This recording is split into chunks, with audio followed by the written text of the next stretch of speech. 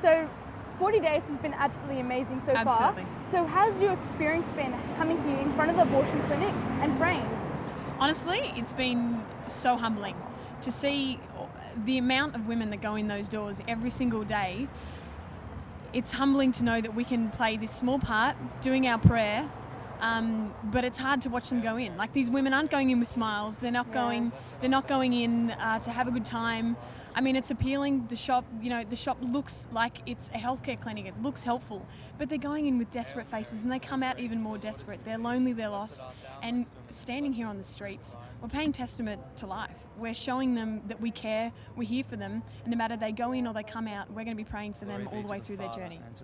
What about, 40 days here in Sydney has been graced, I guess you can call it, by the simple fact that we've got the chapel for life, whatever you want to call it. We've got a chapel on top of the clinic, and at night times, instead of praying here out on the street, we get to go upstairs to the chapel. So how do you think that's aided the 40 Days campaign here in Sydney?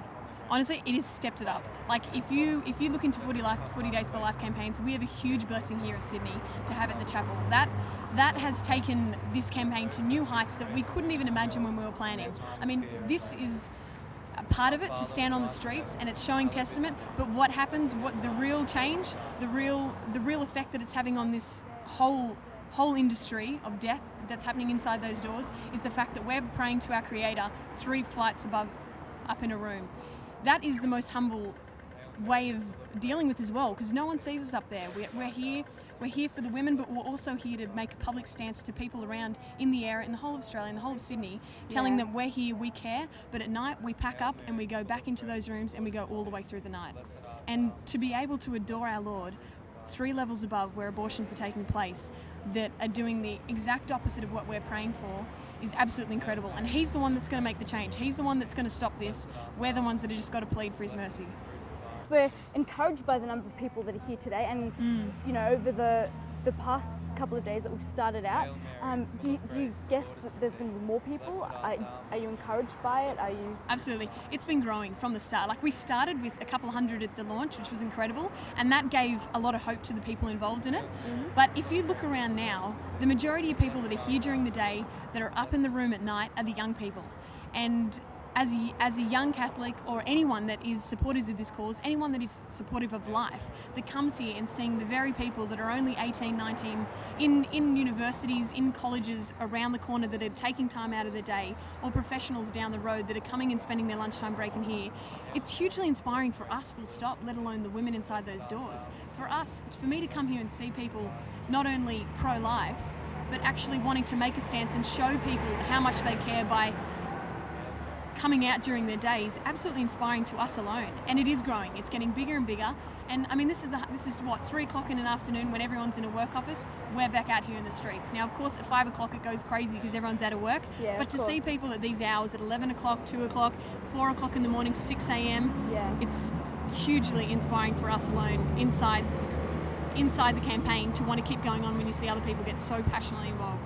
On the flip side of that, we can also have a look at the hostility that's been thrown upon 40 Days.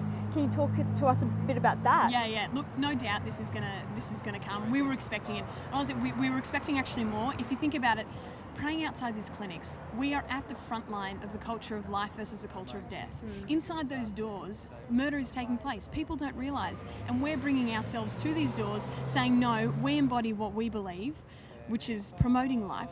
We value all life, and whether we know them, whether they're black, white, we're here supporting them, and we have to be ready to take on anything. And I mean, it's incredible, because being Catholics, the meaning of taking on this suffering or any kind of flack we get, we welcome it with open arms. Not that we encourage it, but if we take it, we have to understand that this is a huge issue and it's going to take a slap in the face. And as Christians, suffering is part of our vocation.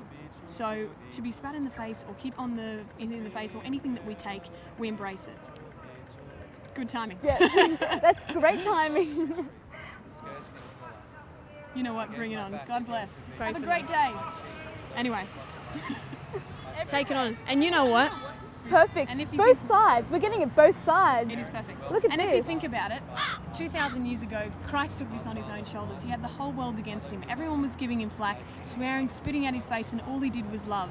And that's what we're doing here. We're showing testament to what we believe in, and that we're going to take anything, and we're going to stand for life till the end. Yeah, that's great. So, you know, you were talking about, and the Pope's talked about the civilization of love. Mm-hmm. Are you looking forward to it? Are we going to see it sometime soon? Dude, this is it. We are living it.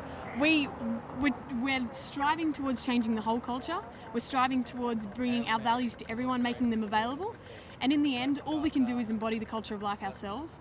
And this is what we're doing. We're amongst the streets. We're amongst, like, this is all suburbia. We're right with the people. We're taking the issue to where the people are. And whether this makes more enemies, we're here to embody the truth. We're embodying the culture of life, standing here on the streets, showing them God, showing them love. And that's all we can do, is embody what we believe in and hope that God just does all the rest of the work. So far, in 40 days, you know, we've been so blessed, and it's been so great. You know, it's the very first one in Sydney. Are we looking forward to the 2011? Heck yes, bring it on. No, if we can start like this, we can only get better. Yeah. And we learned a lot. It was a lot of hard work, and you know, a lot of things went wrong. But this is what happens with events, and it happens being a Christian. Full stop. If you're going to bring such a personal and controversial issue to the people where they're at, if you get reactions, if you get hatred, you're probably doing the right thing. So as much as it is hard and suffering, and it's a heck lot of preparation, it's absolutely worth it. We had one turnaround, and one turnaround is a lifetime worth of work.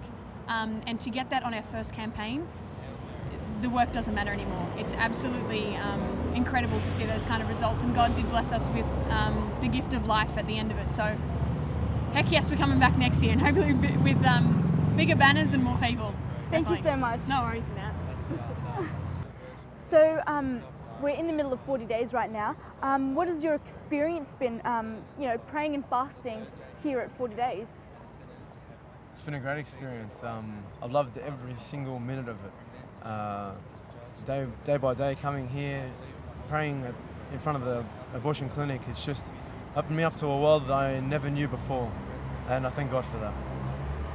Yeah, I agree. It's just so powerful to be able to actively do something, not just say that, you know, we oppose abortion. It's an awesome thing to go out and actually act upon that, you know, and show everyone who walk past that we oppose abortion and why, and that we're willing to pray, we're willing to sacrifice our time just to do that, and to offer up our prayers to the Lord to protect these children.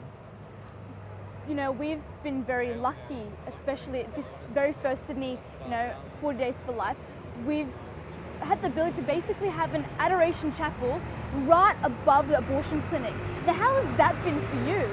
For me, it proves that the Lord Jesus Christ is everywhere, and it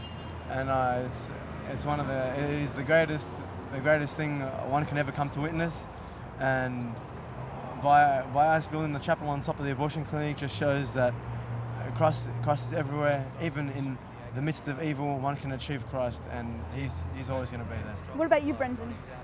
Yeah, it's just so amazing to think that, you know, our prayers are, you know, literally right pouring down on those children and those women in that abortion clinic, like literally pouring down upon them. And just as the grace through our own prayers from God is given to us, the grace of our prayers is being given right down to all those people in the abortion clinic. It's just amazing how it worked out that we were right above the abortion clinic. It was great.